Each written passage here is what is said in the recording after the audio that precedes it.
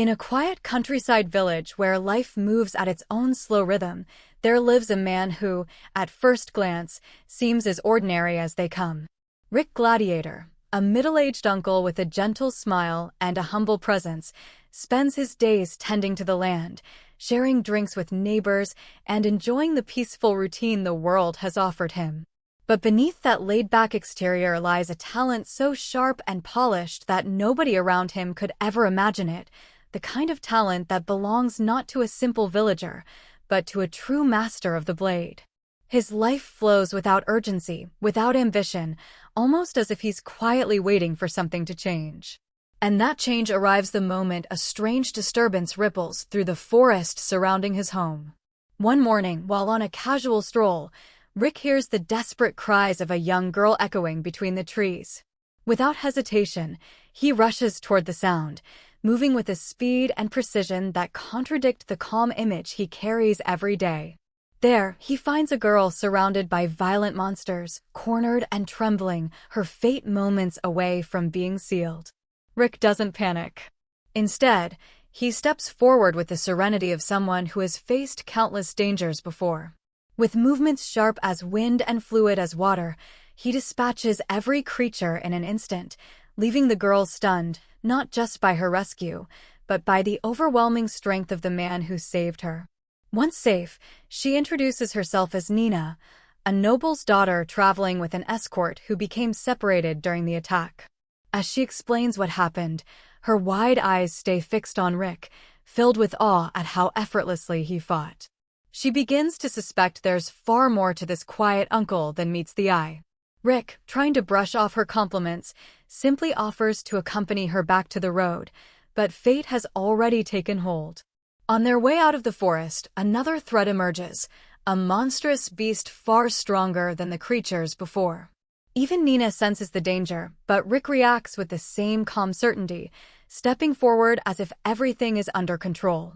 And once again, with technique far beyond anything she's ever witnessed, he brings the beast down.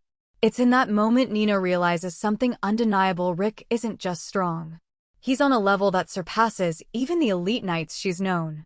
As they reach the clearing and spot rescue approaching, Nina looks at him with newfound determination, silently promising herself she won't let someone like him remain hidden in a small village. And Rick, unaware of the storm that's about to enter his peaceful life, watches the carriages arrive, sensing that the quiet days he once knew may be coming to an end. In the days following Nina's rescue, Rick tries to slip back into the quiet rhythm of village life: early mornings, simple meals, and peaceful walks through the fields. But the peace doesn't last. Word spreads quickly, quietly at first, then suddenly everywhere. The noble girl who was saved from certain death keeps talking about the mysterious man who moved like a seasoned warrior. And before long, a small group of knights arrives at Rick's doorstep, their polished armor shining under the sun as they bow respectfully, asking for an audience.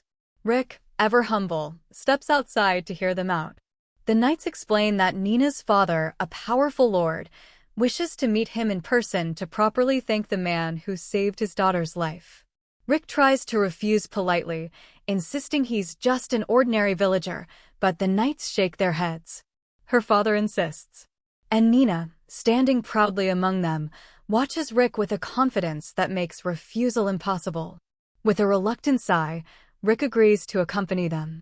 As they travel toward the noble's estate, Rick notices how Nina stays close, sneaking curious glances at him. When he asks why she's staring, she answers with disarming honesty: "Because you're incredible, and I want to know who you really are."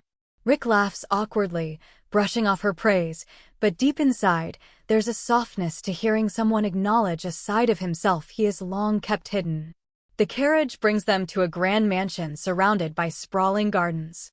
Servants gather, nobles whisper, and knights straighten their posture as Lord Alphonse himself steps forward, a stern man with sharp eyes softened only by the sight of his daughter alive and unharmed. He listens to her recount the rescue, her voice filled with admiration, and when she finishes, Lord Alphonse bows deeply before Rick, thanking him with genuine gravity. But then, just as the mood begins to settle, a tense announcement ripples through the hall. A nearby settlement has been attacked by a powerful monster, stronger, fiercer, and far more dangerous than anything roaming the surrounding forests. Knights scramble, servants panic, and Lord Alphonse orders an emergency deployment. Rick watches the chaos unfold, feeling something stir inside him, that instinct he's tried for so long to live without. Nina sees the look in his eyes, that quiet resolve, and before she can speak, Rick steps forward, asking calmly for details about the attack. And the moment the messenger reveals what the beast is, Rick's expression changes. He recognizes the creature, and he knows exactly what kind of threat is coming next. In the calm days that follow the monster attack report, Rick prepares himself quietly, slipping back into the mindset he once lived in, a warrior's awareness hidden beneath the gentle rhythm of village life. He doesn't boast, doesn't draw attention, he just moves with quiet purpose. But Nina watches him closely, sensing that whatever is coming is far more serious than anyone else realizes.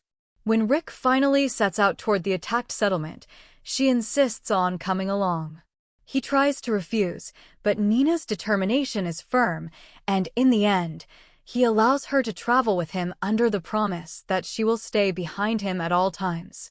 The journey brings them to a village reduced to ashes, the air still carrying the bitter scent of smoke and fear.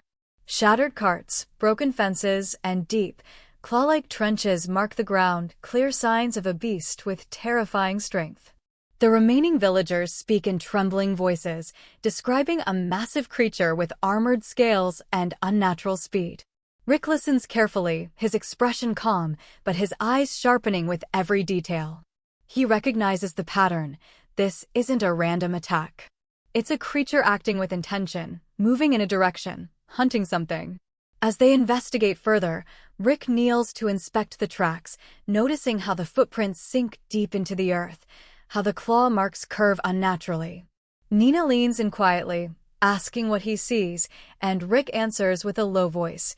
The creature is evolving, growing stronger. And worse, it's heading toward a nearby trade route where travelers pass every day. Without wasting another second, Rick heads toward the trail, Nina close behind him. Soon they find signs of another confrontation, a shattered carriage, abandoned luggage, and a single wounded merchant trying to drag himself to safety. Rick rushes to help the man, stabilizing him with practiced ease, while Nina offers water and comfort. Through strained breaths, the merchant explains that the monster targeted their convoy specifically, attacking with intelligence and focus, almost as if testing the humans rather than killing them outright. Rick's gaze turns serious. A monster learning in real time is far more dangerous than one acting on instinct alone. Before they can move the merchant to safety, the forest suddenly goes silent, no wind, no birds, nothing.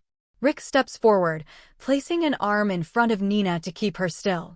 And then, in the faintest shift of the shadows ahead, he sees it. Two glowing eyes reflecting the light. The air thickens, the earth trembles lightly, and Rick's stance changes instantly, calm, controlled, ready. The creature emerges just enough for its silhouette to fill the trail, and in that moment, Nina understands. This isn't just any monster. This is something born to challenge a swordsman of Rick's caliber. And Rick knows exactly what it wants. In the stillness of the morning, Rick returns to the village with Nina at his side, carrying the weight of the encounter with the evolving monster. Word spreads quickly, people sense that something unusual is happening, and even if Rick doesn't say much, his expression tells them enough. Still, he does what he always does. He helps quietly, listens carefully, and never lets anyone see the full scope of the strength he carries. While checking the outskirts of the village, Rick notices signs of movement, broken branches, scattered footprints, traces of someone watching from a distance. It's not the monster this time. These tracks belong to humans, and not friendly ones. Before he can investigate further, a group of armed mercenaries arrives, claiming they're here to hunt the creature. Their leader, bold and loud, insists on meeting whoever is responsible for protecting the area. When he approaches Rick, He looks him up and down with clear disappointment, expecting a warrior but finding an ordinary middle-aged man in simple clothes. He dismisses Rick without hesitation, turning his attention instead to Nina, bombarding her with questions and ignoring Rick's quiet presence. But Nina steps closer to Rick, subtly defending him with her attitude alone. It irritates the mercenary leader, who mutters that weak villagers shouldn't interfere. Rick merely smiles, unfazed, but the tension in the air grows heavier. Later that day, the mercenaries set up camp, drinking and boasting loudly about the reward they'll receive once they slay the beast. Yet their arrogance blinds them. They overlook the forest's silence, the shifting patterns of the tracks, the signs Rick has been noticing all along. At dusk, Rick walks the perimeter again, analyzing the land with a sharp eye. The monster's movements have changed. It's circling wider now, almost as if studying the village or hunting the hunters. Nina watches him quietly, sensing the unease beneath his calm exterior. She asks him if something is wrong, and Rick admits in a soft voice that the creature is adapting faster than expected, that it may already be near. Before Nina can respond, a distant scream cuts through the forest, one of the mercenaries, shouting in terror. The others scramble for weapons, tripping over themselves as panic spreads through their camp. Rick steps forward without hesitation, his demeanor shifting in an instant from humble villager to something far sharper. He tells Nina to stay behind him and moves toward the tree-line, where shadows twist and branches tremble. And just as Rick reaches the edge of the clearing, a massive silhouette emerges from between the trees, silent, deliberate, watching him as if recognizing a worthy opponent for the very first time. Rick had always lived simply, tending to his village and the quiet routines that shaped his days, but ever since the monster's evolution, the rhythm of life around him has shifted. People whisper more, watch the tree lean more, and every sound in the forest feels just a little too sharp. Early that morning, Rick revisits the spot where the creature last appeared. The ground is disturbed again, deep claw marks, heavier footsteps, and a faint trail that suggests the monster is growing stronger with every encounter. He studies the signs calmly, letting instinct guide him, that old warrior sense he keeps hidden beneath the surface. Back in the village, the mercenaries brag loudly about their plan to slay the beast, but their bravado rings hollow. Rick notices their equipment has been gnawed on, probably during the night while they slept. The leader accuses the villagers of sabotage, but Rick quietly points out the bite marks, too large and too irregular to belong to any human. Embarrassed, but still arrogant, the leader waves him off, insisting they have everything under control. Nina, watching from behind Rick, frowns with growing worry. As the day drifts toward evening, Rick shares a gentle moment with her, promising he'll keep the village safe. His voice is calm, but Nina senses something deeper, a quiet resolve, and maybe even a lingering fear he chooses not to voice. Suddenly, a distant rumble shakes the ground. Birds scatter from the forest in a frantic burst, and the mercenaries rush toward the noise, shouting orders they barely understand. Rick steps forward, eyes narrowing as the rumble grows louder. The monster isn't just approaching, it's charging. Before anyone can react, trees snap open as the creature bursts into view, its body larger, its movements sharper, almost intelligent.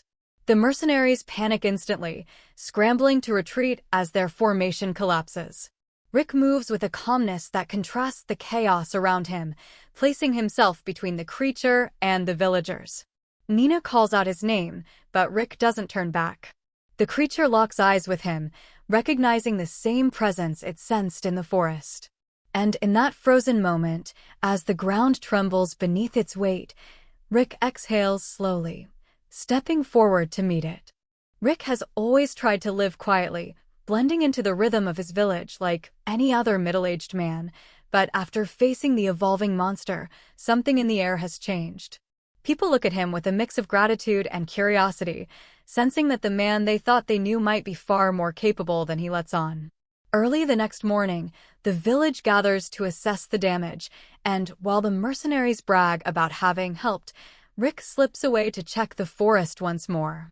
The sunlight filters through the leaves as he studies the creature's tracks, each step deeper than before, the pattern more controlled, almost deliberate. The monster didn't flee in confusion, it retreated with purpose.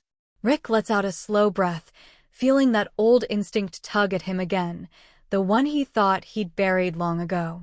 Back in the village, Nina approaches him with quiet worry, asking if the creature will return. Rick gives her a gentle smile, reassuring but not dishonest. He tells her they'll be ready for whatever comes next, though even he can feel the uncertainty woven between his words. Meanwhile, the mercenaries begin packing up, bruised pride pushing them to leave before anyone questions their heroic performance. Their leader tries to save face, but as he passes Rick, there's a flicker of something, respect, or maybe fear, before he quickly looks away. With the commotion fading, Rick checks on the village's defenses, repaired fences, reinforced posts, and warning bells that the villagers crafted together overnight. It's simple work, but it carries heart, and Rick can't help feeling proud of them. As evening settles and lanterns light the village paths, Rick senses a shift in the wind, something moving at the edge of the forest, silent and watching. He pauses, listening closely, his hand resting near the hilt of the blade he keeps hidden beneath his robe. The night feels heavier than usual, the cicadas suddenly quiet, as if the whole forest is holding its breath. Nina calls out to him from a distance, her voice soft and warm, grounding him for a moment. But when Rick turns back toward the trees, he sees a shadow slip between them, too large to be human, too graceful to be a beast. The creature is learning, adapting, waiting.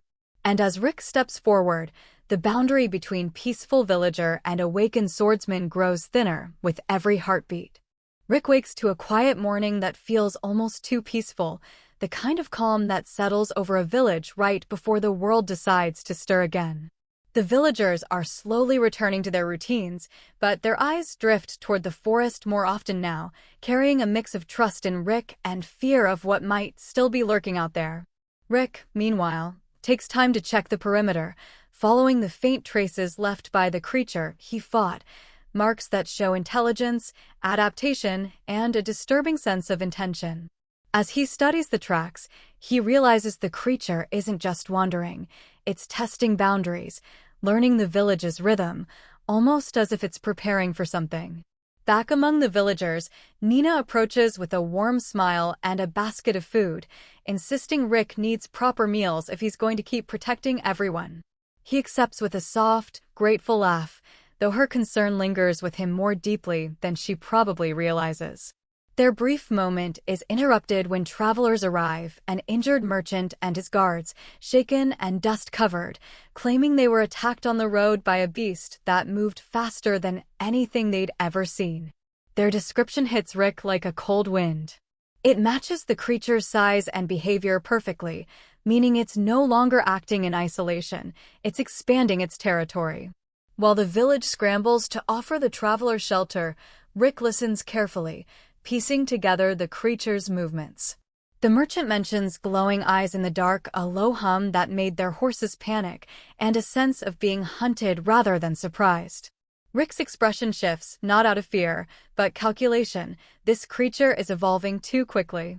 As evening approaches, lanterns cast soft, flickering light across the village, and Rick stands outside his home, the air tense around him. The forest seems deeper tonight, the shadows thicker, breathing with quiet menace. Nina steps beside him, hands clasped nervously, asking if he thinks the creature will come here next. Rick doesn't answer immediately. Instead, he scans the tree line, feeling that subtle pull in his chest, the instinct of the swordsman he once was, awakening again. Finally, just as he's about to speak, a distant rumble rolls through the ground, faint but unmistakable, like something massive moving beneath the canopy. The villagers freeze, the night holding its breath, and Rick steps forward, eyes narrowing as the darkness shifts with purpose. Something has changed, and whatever is coming is already closer than anyone realized. Rick starts the morning with a quiet certainty settling in his chest, the kind that comes after days of uneasy signs finally lining up into a clear path. The village is waking slowly, unaware of the shift he feels in the air, something subtle, like a tension humming beneath the wind. After checking on the injured merchant and his guards, Rick slips into the forest, following the creature's trail once more. The tracks are sharper now, purposeful, almost like the beast is no longer wandering but patrolling. Each broken branch and pressed footprint paints the same picture. This creature is thinking, adapting, and closing in. As he analyzes the trail, Rick notices something new, faint claw marks carved into a massive tree, not as an attack but a warning. Whatever this beast is becoming, it's beginning to claim territory. That realization stays with him as he returns to the village, where the mood has grown strangely lively. Nina is trying to lift everyone's spirits by organizing a meal, offering warm smiles and gentle insistence that a full stomach will keep fear from spreading. Rick joins her briefly, watching the villagers laugh and chat, an ordinary moment that feels fragile in the face of what's coming. Nina pulls him aside, sensing the weight on his mind, and asks softly if he thinks they're safe. Rick reassures her as best he can, though his voice carries more caution than comfort. Just as evening settles in, the peace is broken by a frantic voice. The scout stationed at the outskirts rushes in, breathless, claiming he saw glowing eyes in the forest, watching from the shadows. The room falls silent. Lanterns flicker. Rick stands, calm but resolute, and steps outside into the cool night air. The forest ahead feels deeper than ever, stretching like a wall of darkness hiding something that is no longer content with watching.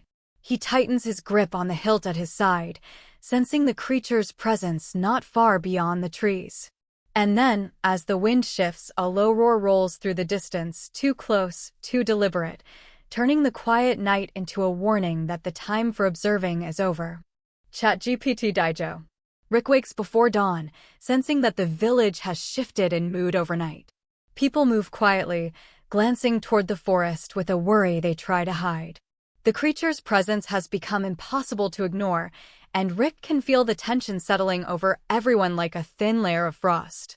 While making his morning rounds, he notices how closely the villagers stick together, how even the usual chatter has grown soft and cautious. But amidst all that unease, Rick stays calm, steady in the way only someone who's lived a much larger life than he lets on can manage. Later, while checking the outskirts, he finds deeper claw marks etched into stone, marks that couldn't have been made by a mindless beast. The discovery confirms what he's been suspecting. The creature is evolving faster and more intentionally than anyone expected. As he studies the markings, he senses someone behind him and turns to find Nina, breathless from chasing after him. She admits she's worried and doesn't want him wandering alone. Her voice wavers, but her determination doesn't, and Rick softens, promising he'll be careful.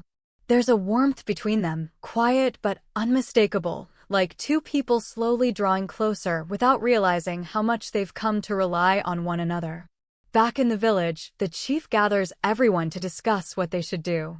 Fear grows louder than reason, and some insist they flee while others argue they should fight. Rick listens, letting them vent, until he finally steps forward and calmly lays out what he's learned. The creature is not only stronger, it's watching them. And running will only draw its attention. The room falls still as his words settle over them.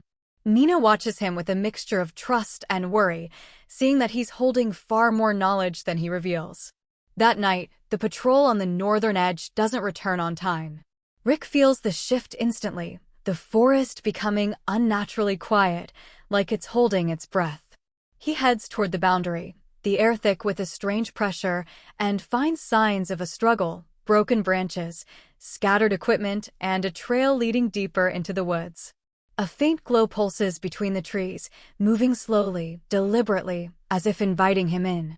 Rick steps forward, eyes narrowing, aware that whatever waits in that darkness isn't just a threat to the village anymore, it's something that has chosen him. Rick moves through the quiet morning with a steadiness that contrasts the rising unease around him.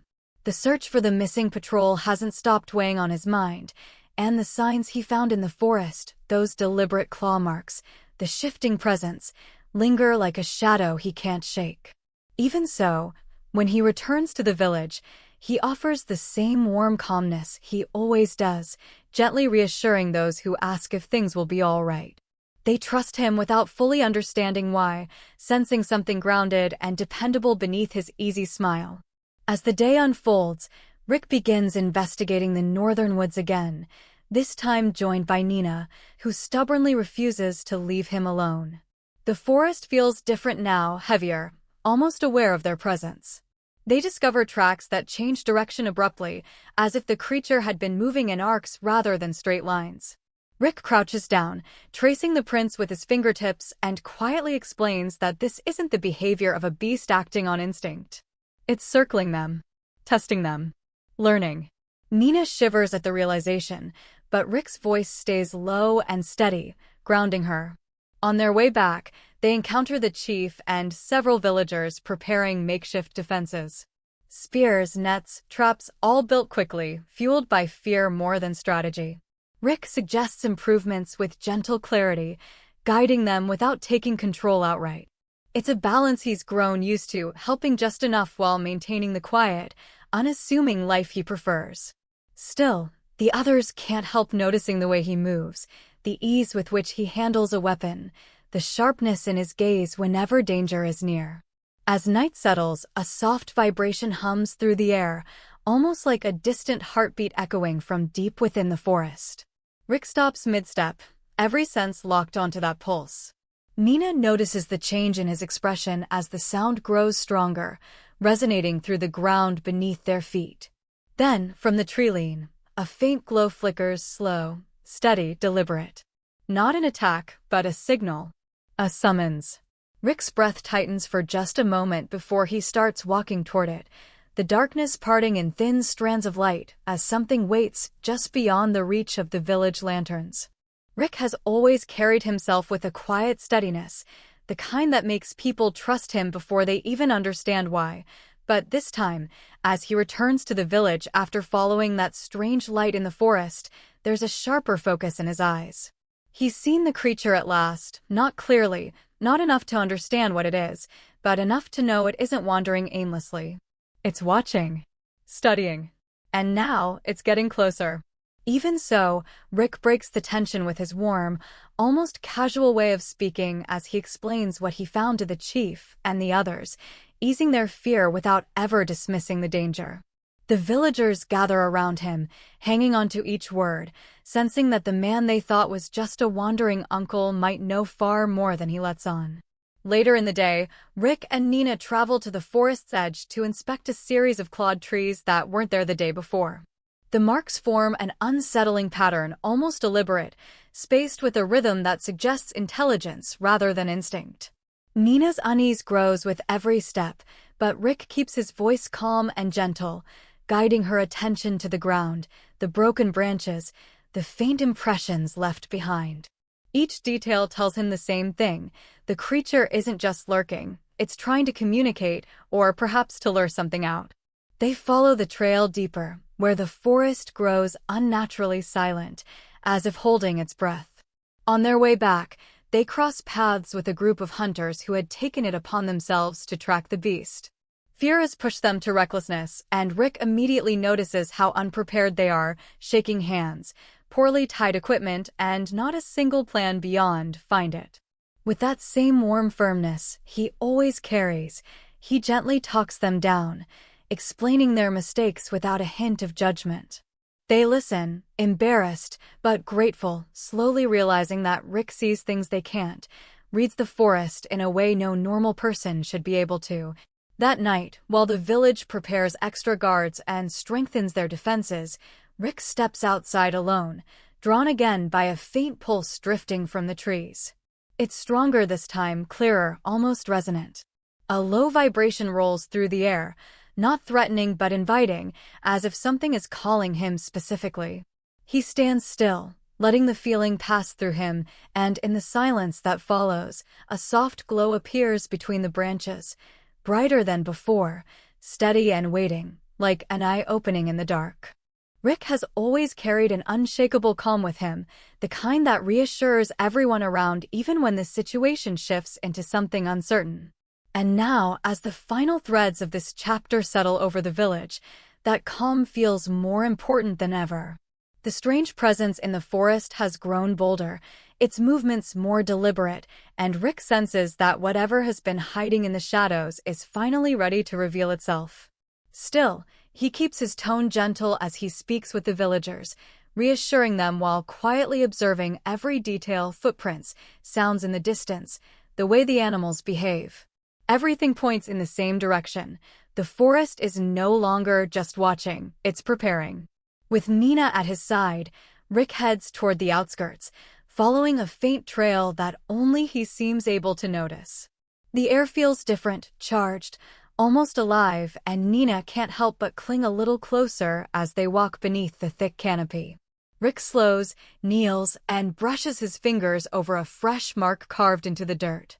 It's shallow but intentional, as if something wanted to make its presence known without attacking outright. He studies it with quiet focus, letting the pieces fall into place in his mind, while Nina watches him with growing trust, finally seeing just how deeply he understands the world around them. Back in the village, tensions rise when a small group of reckless men insists on confronting the creature head-on. Their fear pushes them into stubbornness, but Rick steps in before they can head into the woods unprepared. His voice stays soft, steady, never scolding, just guiding, reminding them of what they're protecting and how easily panic can turn danger into disaster. His words settle over them like a warm blanket, grounding them, and little by little their anger breaks into understanding. They agree to reinforce the village instead, focusing on safety rather than bravado. Night falls quickly, bringing with it a heavy stillness that feels almost unnatural. Lanterns flicker at the village borders, guards stand alert, and yet there's an eerie quiet that stretches far beyond the campfire's glow. Rick steps outside alone, feeling a familiar pulse tugging at him from the forest, stronger than ever, rhythmic and steady, like a heartbeat calling out through the wind. He moves toward it with careful steps, not drawn by recklessness, but by certainty. The shadows between the trees shift, and then a faint light flickers to life, hovering at eye level as if waiting specifically for him. The glow strengthens, brighter and clearer, painting the edges of the forest in soft, trembling waves, an invitation, a warning, and the beginning of something far greater than anyone in the village yet understands. And that's the end of the summary of this wonderful anime. I hope you liked it. Don't forget to subscribe and hit the like button, as it helps and motivates me to keep creating more content for you. See you soon.